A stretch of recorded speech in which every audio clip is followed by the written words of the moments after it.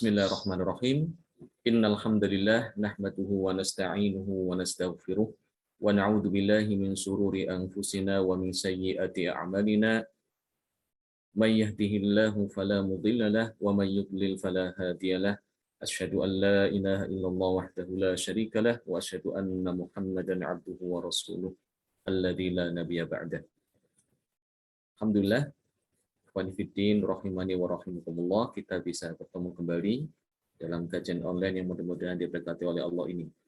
Salawat dan salam mudah-mudahan terlimpah kepada junjungan kita, suri tauladan kita, Nabi Muhammad sallallahu alaihi wasallam beserta keluarganya, para sahabatnya dan juga para pengikutnya hingga hari kiamat.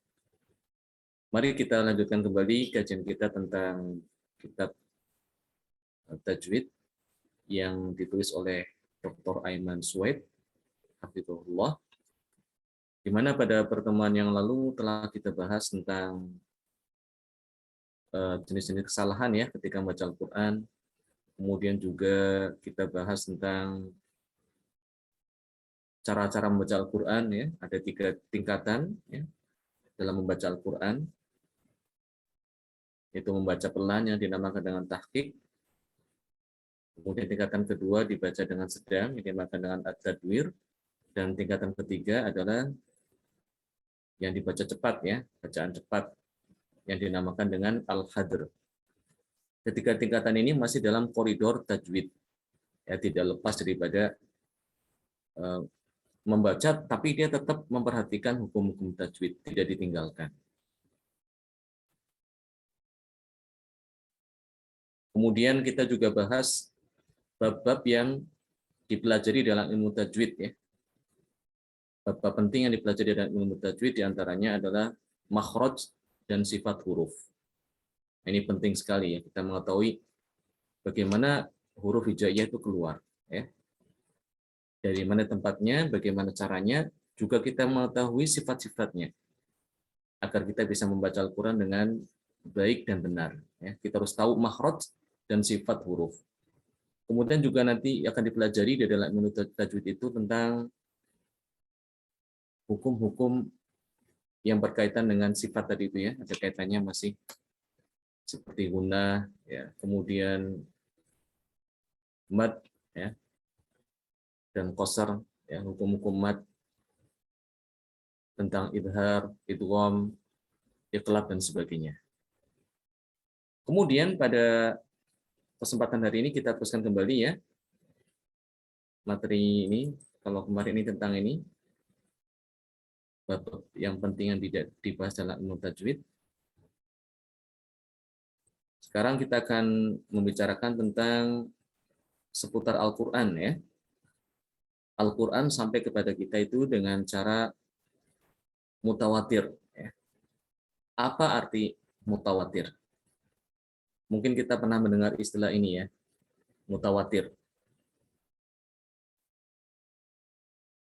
Biasanya arti ini kita temukan dalam istilah hadis ya. Ada namanya hadis mutawatir.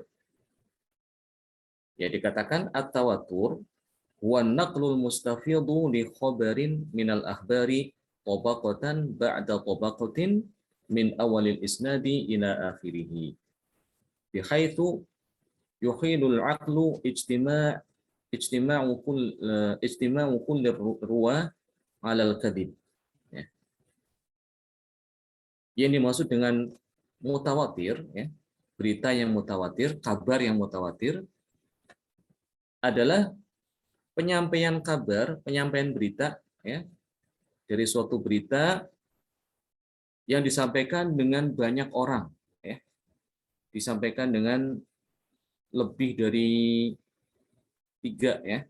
Ada yang mengatakan itu 10 lah minimal. Minimal itu 10 orang menyampaikan suatu kabar.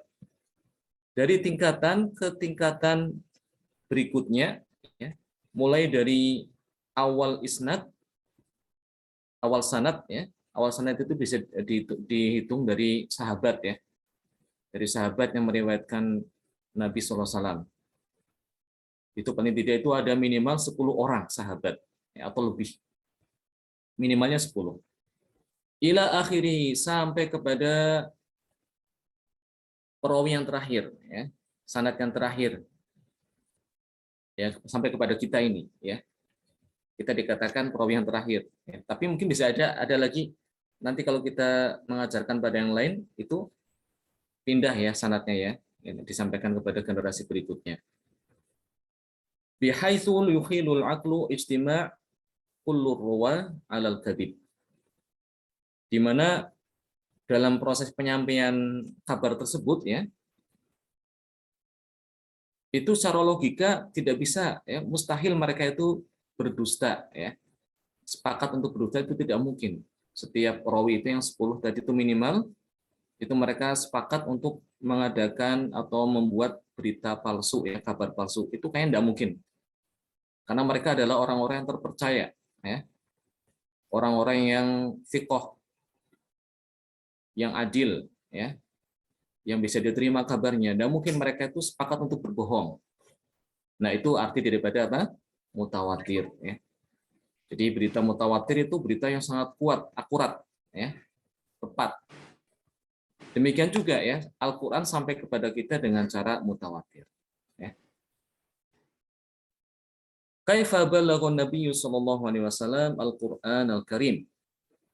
Bagaimana Nabi SAW itu menyampaikan kepada kita Al-Qur'anul Karim? Bagaimana caranya? Ya disebutkan di sini balagha Rasulullah sallallahu alaihi wasallam Al-Qur'an Al-Karim bi tariqatain. Rasulullah SAW telah menyampaikan kepada kita Al-Qur'anul Karim itu dengan dua jalan atau dua cara. Awalan maktuban, yang pertama dengan cara tulisan ya. Tulisan. Yang kedua mantuqan, an-naqlu sauti. Yang kedua adalah dengan cara lisan. Jadi penyampaian secara suara ya. Jadi dengan dua cara ini ya.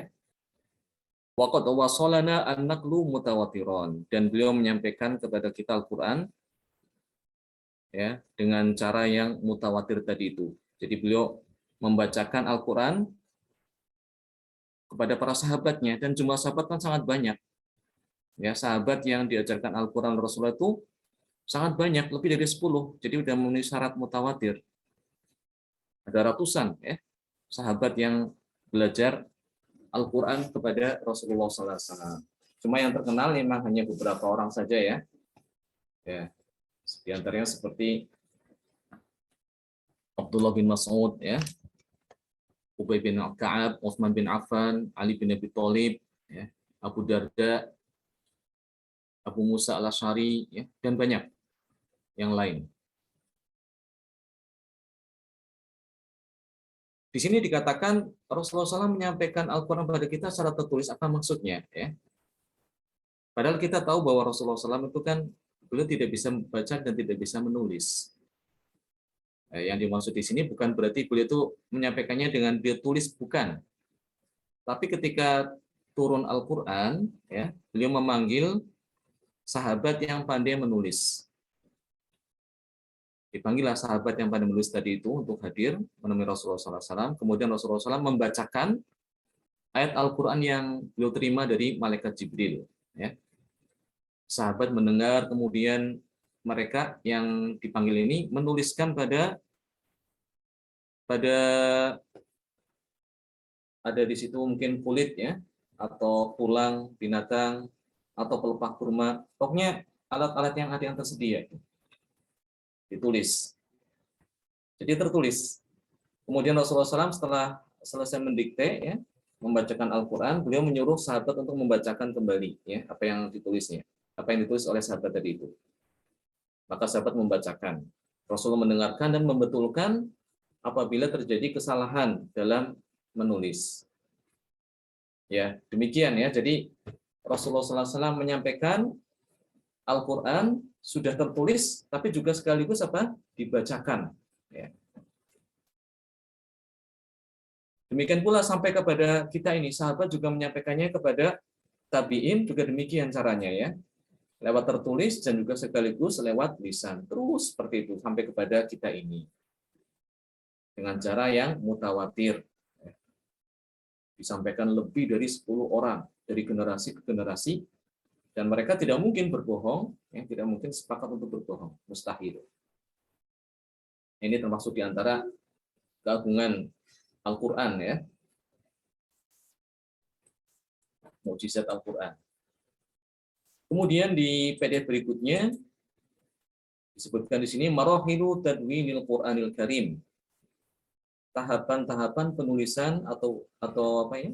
Penyusunan mushaf Al-Qur'anul Karim. Ada proses, ada tahapannya. Awalan kitabatu kulli maqta'in fawra nuzulihi baina yadayin Nabi sallallahu alaihi wasallam. Yang pertama adalah penulisan ayat-ayat Al-Qur'an itu, potongan-potongan ayat surat Al-Qur'an yang turun dengan segera setelah Rasulullah SAW mendapatkan wahyu dari malaikat Jibril, yaitu kemudian Rasulullah memanggil, seperti yang tadi telah saya sampaikan, ya, Rasulullah memanggil sahabat-sahabat yang pandai menulis. Pada waktu itu sahabat-sahabat yang pandai menulis itu sedikit, ya, tidak banyak. Kebanyakan pada waktu itu orang tidak bisa baca, tidak bisa tulis. Ya, berbeda dengan zaman kita sekarang, ya. Zaman kita sekarang kebalikannya. Ya, rata-rata orang sudah pandai baca, pandai tulis, ya, walaupun dia tinggal di pedesaan, ya. Amat sedikit kita jumpai orang yang buta huruf. Tapi di zaman Rasulullah SAW, kebalikan, yang banyak itu adalah orang yang buta huruf. Yang membaca dan bisa menulis itu sedikit. Maka Rasulullah memanggil sahabat yang pandai membaca dan menulis itu, ya. Di antaranya siapa? Ya, Khalifah yang 4 itu semuanya adalah sahabat yang pandai baca tulis, ya, dan penulis wahyu semuanya, ya. Abu Bakar, Umar, Utsman, dan Ali bin Abi Thalib itu adalah penulis wahyu. Ada Zaid bin Thabit, ada Ubay bin Ka'ab, ya, ada Ibnu Mas'ud, itu mereka semua adalah penulis wahyu. Ini tahapan pertama, ya.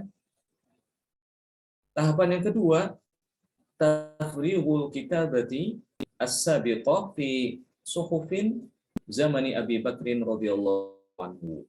Yang kedua adalah mengumpulkan tulisan-tulisan yang dulu itu, ya, yang ditulis pada zaman Nabi SAW, yang ditulis di depan Nabi SAW pada zaman Abu Bakar As-Siddiq, ya, pada saat Rasulullah sudah wafat, ya. Ketika Rasulullah SAW wafat, yang menggantikan memimpin umat Islam adalah Abu Bakar, sahabatnya yang terbaik. Nah, pada masa Abu Bakar itu banyak terjadi peperangan melawan orang-orang yang murtad, ya. Di antara sahabat itu banyak yang gugur. Dan yang gugur ini kebanyakan adalah para penghafal Al-Quran, itu sangat banyak sekali. Ada ratusan orang yang terbunuh, ya, yang syahid ketika melawan orang-orang yang murtad tadi itu. Hal ini menyebabkan Umar bin Khattab merasa khawatir, ya, kalau seandainya ini para penghafal Al-Quran itu banyak yang syahid, sementara Al-Quran itu belum tersusun dalam satu kitab, ya, masih terpisah-pisah, ya, tidak disusun dalam satu kitab, ya, satu mushaf, tapi masih terpisah-pisah. Ada yang ditulis di pelepah kurma, ada yang ditulis di lempengan tanah, ya, ada yang ditulis di tulang binatang, ya, tulang unta, ya, ada yang tulis di kulit dan sebagainya. Ini kalau seandainya itu sahabat ini banyak yang gugur, ya, bisa jadi ini tulisannya hilang, ya. Karena itulah Umar bin Khattab dia mengusulkan kepada Abu Bakar agar ditulis dalam satu kitab, ya. Pada mulanya Abu Bakar menolak, ya, karena Rasulullah tidak pernah melakukannya. Tapi kemudian Allah Subhanahu wa taala bukakan hati Abu Bakar untuk bisa menerima usul Umar bin Khattab, ya. Kemudian ditugaskanlah sahabat Zaid bin Thabit untuk mengumpulkan, ya, tulisan-tulisan yang pernah ditulis di depan Nabi SAW, ya. Jadi diumumkan siapa yang memiliki tulisan Al-Quran, ya, yang ada pada kulit, yang ada pada tulang binatang, yang ada pada pelepah kurma, yang mana tulisan itu ditulis di depan Rasulullah untuk segera dikumpulkan, ya, dibawa ke Zaid bin Thabit untuk ditulis ulang oleh beliau kembali, ya. Disyaratkan harus membawa 2 orang saksi. Ya, harus membawa dua orang saksi. Jadi tidak sembarangan orang bisa mengaku bahwa itu tulisan itu ditulis pada masa di depan Nabi SAW. Jadi harus ada dua orang saksi yang menyaksikan bahwa tulisan ini benar-benar ditulis di depan Rasulullah SAW. Akhirnya tersusunlah ya dalam satu mushaf. Alhamdulillah ya, dengan izin Allah Subhanahu Wa Taala. Ini termasuk di antara bentuk penjagaan Allah Subhanahu Wa Taala kepada Al-Quran. Ya. Sebagaimana janjinya di dalam surat Al-Hijr, Inna nahnu nazzalna dzikra wa inna lahu lahafizun. Sungguh telah kami turunkan Al-Quran dan sungguh kami akan menjaganya.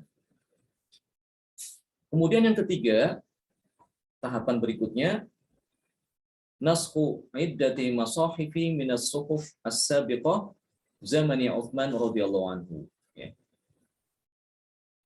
Pada tahapan berikutnya adalah menulis ulang kembali ya mushaf yang telah disusun pada zaman Abu Bakar tadi itu, diperbanyak lagi ya, dicetak lagi, disalin lagi menjadi beberapa mushaf ya, yang kemudian dikirim ke setiap kota-kota Islam. Ya. Ini terjadi pada zaman Utsman bin Affan. Ya, ketika zaman Utsman bin Affan itu Islam sudah menyebar keluar Jazirah Arab. Ya. Sudah meluas ya. Sudah meluas ajaran Islam itu sampai kepada Afrika ya. Masuk ke Afrika, masuk ke wilayah mau mendekati Rusia gitu ya. Subhanallah. Menyebar. Kemudian perlu ya dibutuhkan untuk supaya mereka itu tidak ribut, tidak terjadi kebingungan ketika membaca Al-Quran, karena pada zaman Utsman bin Affan itu terjadi perdebatan ya di antara kaum muslimin, mana bacaan Al-Quran yang paling benar ya. Masing-masing mengatakan bahwa apa yang didapatnya oleh gurunya adalah yang paling benar daripada temannya ya. Dan kemudian diusulkan kepada Khalifah Utsman bin Affan untuk mencegah terjadi perbedaan atau perpecahan umat Islam dalam masalah Al-Quran. Akhirnya Utsman bin Affan menugaskan kembali Zaid bin Thabit ya, sahabat Zaid bin Thabit, untuk menulis ulang kembali ya mushaf yang ditulis pada zaman Abu Bakar As-Siddiq dan diperbanyak. Kemudian masing-masing mushaf itu dikirimkan ke kota-kota besar yang di situ banyak terdapat kaum muslimin ya.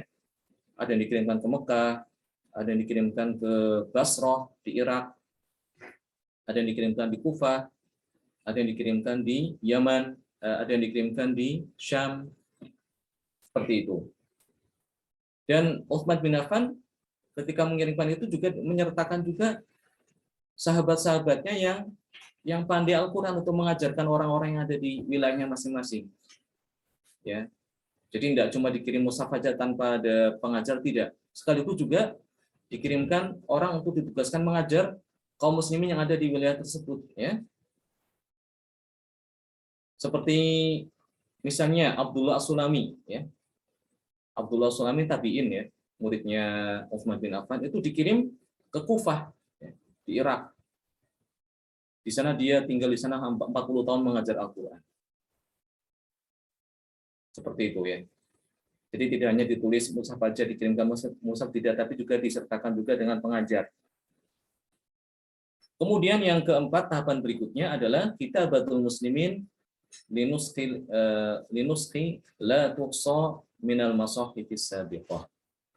Jadi kaum muslimin yang ada di wilayah masing-masing tersebut kemudian menyalin kembali mushaf yang dikirim oleh Khalifah Utsman bin Affan, diperbanyak ya. Tentunya pada zaman itu belum ada percetakan ya, belum ada mesin, belum ada apa, fotokopi gitu ya. Jadi pakai tulis tangan, diperbanyak. Kemudian yang terakhir adalah zuhur mu'alifat tatbutu khosaisul kitabatil Qur'aniyah. Muncullah ilmu ya, atau kitab-kitab atau buku-buku yang berkaitan dengan tata cara penulisan mushaf Al-Qur'an ya. Jadi agar supaya ketika menyalin mushaf itu tidak terjadi kekeliruan, tidak terjadi kesalahan, maka sebagian ulama ya yang pandai di dalam masalah qiraat, dalam masalah Quran, menulis atau mengarang kitab ya tentang ilmu rasm, ilmu tata cara menulis mushaf Al-Quran ya. Bagaimana cara menulis hamzah, bagaimana cara menulis huruf misalnya huruf wawu, huruf ya dan sebagainya. Menulis lafadz mi'atun misalnya, menulis kata az-zakah, bagaimana caranya, itu ada dipelajari di dalam ilmu rasm. Ya, tidak sembarangan orang bisa mengetahui kan ya. Jadi perlu ada ilmu khusus bagi yang ingin memperdalam. Baik, yaitu tentang tahapan-tahapan penulisan mushaf Al-Quran.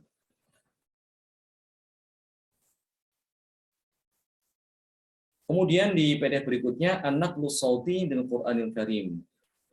Bagaimana proses pemindahan suara, ya, penyampaian Al-Quran secara suara dari generasi ke generasi. Ya. Nazala Jibrilu alaihi salam bil Qur'anil azim ala qalbi Nabi sallallahu alaihi wasallam. Allah Subhanahu wa taala mengutus malaikat Jibril untuk turun ya, untuk membawakan wahyu, menyampaikan wahyu Al-Qur'an ya, kepada Rasulullah sallallahu alaihi wasallam. Ini tahapan pertama ya. Jadi malaikat Jibril yang menyampaikan, yang membacakan kepada Nabi sallallahu alaihi wasallam.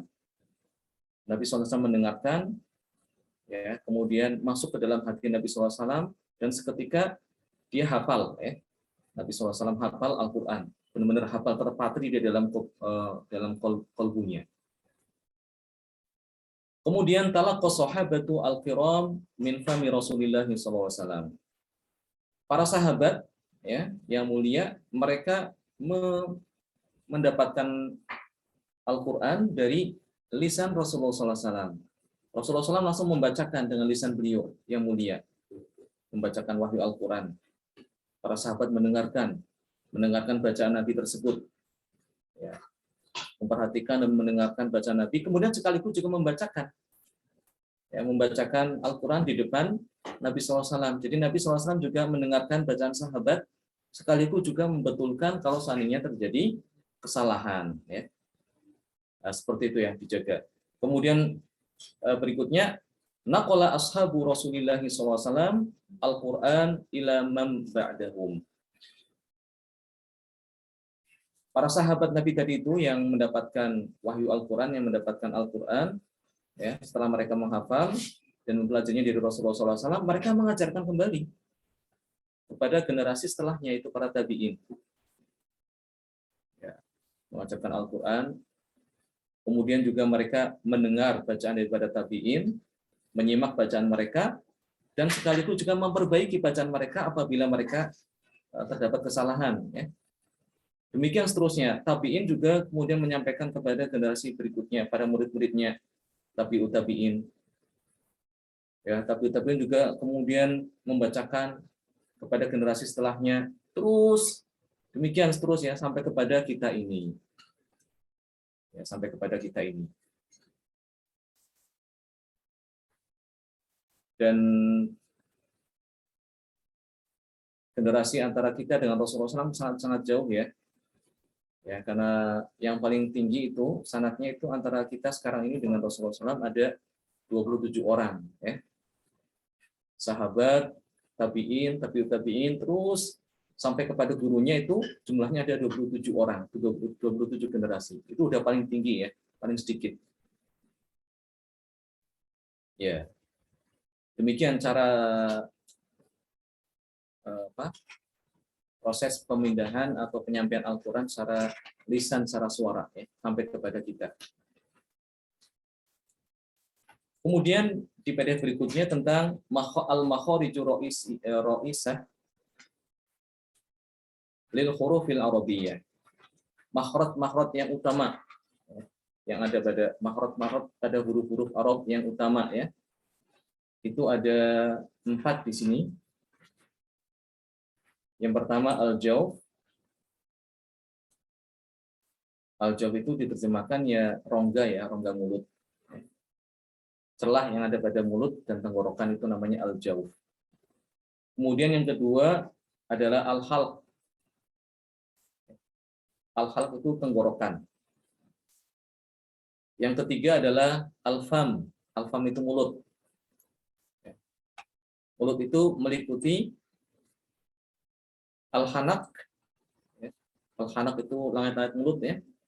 Al-lisan, lidah, al-asnan, gigi, dan asyafatan itu dua bibir. Dan yang keempat adalah al-khayshum, yaitu rongga hidung. Nah, ini adalah 4 makhraj utama ya dari huruf-huruf Arab itu ada di sini di 4 tempat ini. Di rongga mulut, di tenggorokan, di mulut itu sendiri ya dibagi menjadi ada bagian-bagiannya. Di langit mulut, di lisan, di gigi, di dua bibir, dan yang keempat adalah al-khayshum yaitu rongga hidung. Ya, insya Allah kita akan bahas ya pada pertemuan berikutnya huruf-huruf yang keluar dari 4 tempat ini. Nah, ini gambarnya, gambar makhraj yang utama tadi itu ya. Al-khayshum ini rongga hidung. Ini yang keluar pada huruf ini adalah huruf-huruf gunnah ya. Nun dan mim itu keluar dari sini. Ya. Demikian juga bacaan iqlab, bacaan ikhfa, idgham bi gunnah itu keluar dari khayshum. Makanya kalau kita mengucapkan huruf nun atau mim, kita tutup hidung kita, tidak akan keluar ya hurufnya itu. Tidak akan keluar huruf mim atau nun kalau ditutup hidungnya. Karena memang huruf mim sama nun itu keluar dari hidung. Kemudian yang berwarna hijau ini dan juga apa yang namanya? Wah, hijau apa ya? Coklat gitu ya. Itu adalah al-jawf, rongga ya. Rongga mulut. Rongga mulut sekaligus juga rongga tenggorokan ya. Ya. Ini adalah makhraj daripada huruf-huruf mad. Huruf-huruf mad. Alif, kemudian ya sukun sebelumnya kasroh dan wawu sukun sebelumnya dhammah ya. Itu dia keluarnya dari al-jawf. A, u, i, ila, u, ko ya. Itu dari al-jawf. Kemudian yang berwarna coklat ini al-halq ya, tenggorokan. Ini juga ada huruf yang keluar di sini ya, di antara hamzah, huruf h, huruf ain, kha dan ghain itu keluar daripada al-halq. Ada 6 huruf yang keluar daripada al-halq atau tenggorokan. Kemudian diberi warna pink ya, merah jambu ini adalah alisan atau lidah ya. Ini yang paling banyak makhraj itu ada pada lidah ini. Makhraj huruf itu yang paling banyak terdapat pada lidah, ada 15 tempat, ada 15 makhraj. Kemudian ini yang gambar warna pink juga ya, di atas ini disebut al-hanaqul lahmi atau langit mulut yang berdaging. Sebelahnya yang berwarna kuning al-hanaqul azmi atau langit mulut yang bertulang, yang keras ya. Ini kalau ditekan itu keras, ada tulangnya. Kalau ini lunak ya. Dalam itu lunak. Kemudian yang putih ini al-asnan, gigi ya, gigi seri. Dan ini gigi seri atas, seri bawah. Dan ini dua bibir, asyafatan.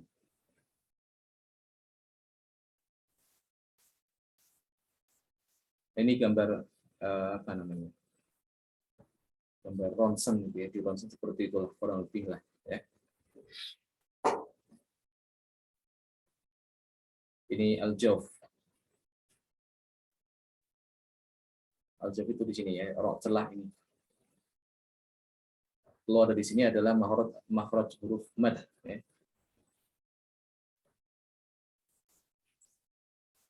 Nah, huruf mat itu keluar daripada al-jauf atau rongga.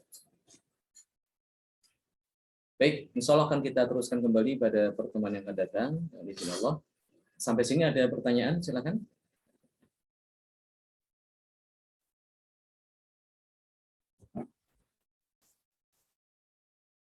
Tidak ada ya, insya Allah udah jelas ya. Insyaallah Ustaz. Ya baik, ya kita cukupkan sampai sini. Barakallahu fikum, kita lanjut ke tilawah, insya Allah.